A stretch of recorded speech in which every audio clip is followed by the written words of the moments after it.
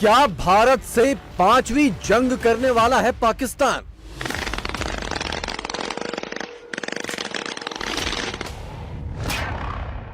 Bharat Israel से नफरत, border पर पाकिस्तान की जंगी कसरत। कुरान क्या कहता है कि अपने घोड़ों पे जीने कस के रखो, अपनी तैयारी जहाद के लिए करके रखो।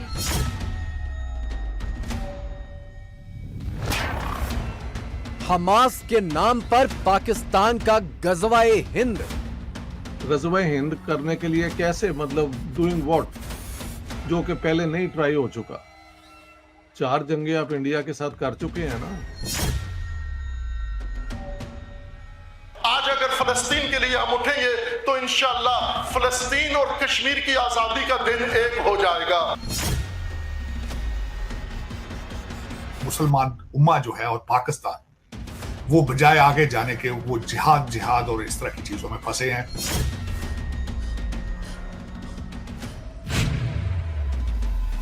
ये है पाकिस्तान की वो घिनौनी असलियत जिसे गजवाए हिंद बताकर 25 करोड़ पाकिस्तानियों का ब्रेन वॉश कर दिया गया है। गुरुवार रात को इंटरनेशनल बॉर्डर के आरएसपुरा में पाकिस्तान ने गरीब ग्रामीणों के घरों पर ऐसे सैकड़ों मोर्टार शेल बरसा डाले। इंडिया टीवी की टीम इस वक्त ग्राउंड जीरो पर है। जिस तरह से पाकिस्तान द्वारा रात को सीजफायर का उल्लंघन किया गया, तकरीबन आधा दर्जन गांव जो है वो उसकी चपेट में आए और लोगों का काफी नुकसान जो है वो हुआ है। कितना बड़ा ब्लास्ट था? हाँ, ब्लास्ट थे, 5 ब्लास्ट हो गए हैं बड़े बड़े। हाँ, तो हमारा नुकसान भी बड़ा ज्यादा हुआ है और हम चाहते हैं कि हमारे इधर कोई मोर्चा बने सेफ्टी के लिए। हमारे छोटे छोटे बच्चे हैं, जब तक फायरिंग होगी हम उधर लेके जाएंगे, हम खुद भी मर जाएंगे। कितना बड़ा ब्लास्ट था जब आप घर में थे? बहुत जोश। डर लगा? यस। तो घर में और कौन कौन था? सारे थे घर पे। घर में थे। हमास आतंकियों के सबसे बड़े हमदर्द पाकिस्तान ने गुरुवार रात को भारत की ओर गोलियों और मोर्टार की बौछार यूं ही नहीं की। इसके पीछे खास वजह है पाकिस्तान का भारत में हमास स्टाइल का ऑपरेशन फेल हो जाना। गुरुवार को ही 5 पाकिस्तानी आतंकी एलओसी पार करने की कोशिश में थे, लेकिन 5 आतंकियों को इंडियन आर्मी ने ढेर कर दिया। मारे गए आतंकियों के पास से भारी तादाद में गोला बारूद बरामद हुआ है। आतंकियों के मारे जाने के कुछ घंटों के अंदर ही पाकिस्तान ने अपनी तोपों के मुंह खोल दिए। इस ऑपरेशन में हमें 5 AK सीरीज राइफल, पिस्टल, भारी मात्रा में गोला बारूद बरामद हुआ, जिससे यह पता चलता है कि यह टेररिस्ट बहुत ही अच्छी ट्रेनिंग हासिल किए हुए थे। इस ऑपरेशन में हमारे सैनिकों ने अपनी अच्छी ट्रेनिंग और लड़ाई की तैयारी का उदाहरण दिया, जिसके कारण हमारे किसी भी सैनिक का कोई नुकसान नहीं हुआ। हमास इजराइल जंग की शुरुआत से ही पाकिस्तान में एटमी हिस्टीरिया चल रहा है। यहूदियों और हिंदुओं के लिए पाकिस्तानियों की नफरत जग जाहिर है। भारत इजराइल के समर्थन में आया तो पाकिस्तान और तिलमिला गया। पाकिस्तानी मौलाना भारत और इजराइल को एक साथ धमकाने लगे। वो हमारे रसूलुल्लाह का वो एहतराम नहीं करते, कुरान को जलाते हैं, तो हम क्यों उनसे एहतराम की तवक्को रखें? कुरान सोजी करने वाले, रसूलुल्लाह की बेहुरमती करने वाले, ये सारे आज इस मुजरिम के पीछे हैं। और सबसे बड़ा मुजरिम मोदी, जो कश्मीर हड़प करके इसके साथ खड़ा हुआ है। आज अगर फलस्तीन के लिए हम उठेंगे तो इंशाअल्लाह फलस्तीन और कश्मीर की आजादी का दिन एक हो जाएगा। मुस्लिमीन इकट्ठे हों और इकट्ठे होकर मजबूर करें इनको कि इस मुजरिम के साथियों को, ये शैतान अपनी शैतानत से दस्तबरदार हो जाए। इस वक्त हमारा काम इसराइल को सजा देना है। इस वक्त हमास की मदद करने, उनको असलाह पहुंचाना है। हमास इसराइल के लिए भी खतरा है, अमेरिका के लिए भी खतरा है और अरब शहजादों और हुकूमतों के लिए भी खतरा है। जो इसराइल दोस्ती में लगे हुए थे, 7-8 ममालिक, वो सब इस हमास के दुश्मन बन गए हैं। वो चाहते हैं हमास को खत्म करो और उसकी बाकायदा मदद कर रहे हैं।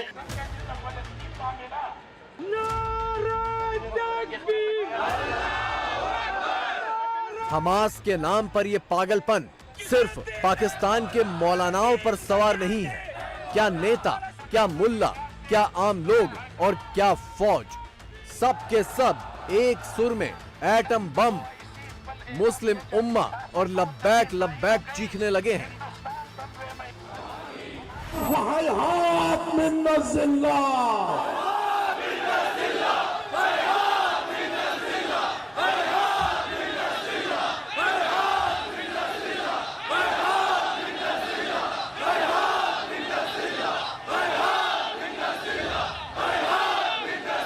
ये हमेशा हिंदू बनिए को भी शिकस्त होगी और इसराइल को भी शिकस्त होगी इंशाअल्लाह ताला इंशाअल्लाह। अगर हमास सारी दुनिया को बता सकती है तो मोदी को समझ आ गई है दूसरा नंबर कश्मीर का है। मैं किस दिन गाजा के अंदर जाकर आया 2011 के अंदर, वहाँ पर कहा गया कि ये पाकिस्तान का एटम बम आया है, ये पाकिस्तान का एटम बम है। पाकिस्तान के पास जो एटम बम है ये पाकिस्तान का नहीं है, ये उम्मत मुसलमान का है।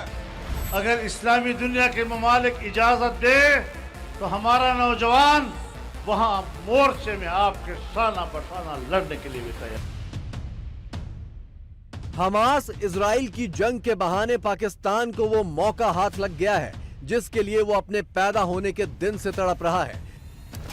पाकिस्तान दरअसल इस्लामिक दुनिया का लीडर बनना चाहता है। इस्लामिक देशों में सिर्फ पाकिस्तान के पास एटम बम है। पाकिस्तान में मांग की जा रही है कि इजराइल पर एटमी अटैक कर दिया जाए। इसी एटम बम का हवाला देकर इजराइल के खिलाफ लड़ाई में पाकिस्तान सबसे आगे रहना चाहता है। आपको पता होना चाहिए सबको कि जब पाकिस्तान ने एटमी धमाके किए थे, कौन सी वो कौम थी जिसने सबसे ज्यादा जश्न मनाया था? फलस्तीन।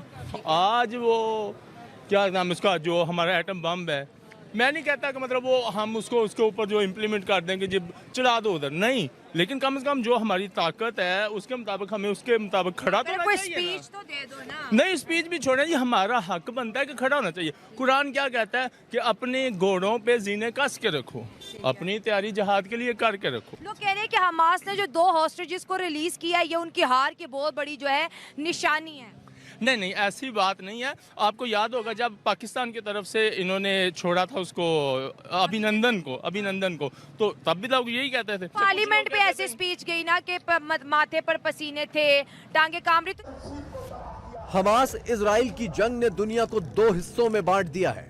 एक तरफ पाकिस्तान समेत ज्यादातर मुस्लिम देश हैं जो इजराइल के खिलाफ हैं, तो दूसरी तरफ ज्यादातर पश्चिमी देश और भारत। पाकिस्तान में इस जंग को लेकर ऐसा पागलपन सवार है कि वो दहशतगर्द देश का ठप्पा लग जाने से भी नहीं हिचक रहा। उलमाए किराम बाकायदा फतवा दें, 2 टोक फतवा दें, जिहाद का फतवा दें, न कि गोल मोल फतवा दें जिससे किसी को समझ में ना आए। जिहाद का फतवा दें, अपनी सारी तवानाई बरूए कार लाएं और दहशतगर्द कहते हैं तो बिस्सर और चश्म कबूल करें इस तोहमत को और आप अल्लाह की राह में जाएं। दुख के साथ कहूंगा कि आज मुसलमान उम्मा जो है और पाकिस्तान वो बजाय आगे जाने के वो जिहाद और इस तरह की चीजों में फंसे हैं।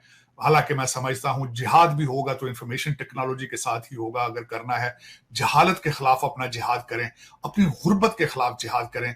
ये जिहाद ये गलत लोगों को डायरेक्ट करना, लोगों को इंग्लिश और मैथ पढ़ने से रोकना, अपने बच्चों को लंदन और टोरंटो में पढ़ाना, मेरे ख्याल में ये सख्त ज्यादती है। और सबसे बड़ा इस वक्त इस्लामिक वर्ल्ड का है कि तालीम बिल्कुल नहीं है। खुदा ने मिडल ईस्ट को बहुत ज्यादा तेल दिया था, लेकिन एक भी यूनिवर्सिटी इंटरनेशनल स्टैंडर्ड की वहां मौजूद नहीं है। एक भी हॉस्पिटल इंटरनेशनल स्टैंडर्ड का नहीं है। मैं जिस शहर में बैठा हूं यहां से तकरीबन 25 मील के फासले पर जॉन हॉपकिंस है। इलाज कराने आज भी मिडल ईस्ट के लोग वहां आते हैं। तो क्या इंटरनेशनल बॉर्डर पर भारत के खिलाफ मोर्चा खोलकर पाकिस्तान दुनिया भर में चल रहे इस्लामिक जिहाद को नया मोर्चा देने की साजिश रच रहा है? भारत पर हमले करके पाकिस्तान ग्लोबल जिहाद का राग छेड़ने की कोशिश में है।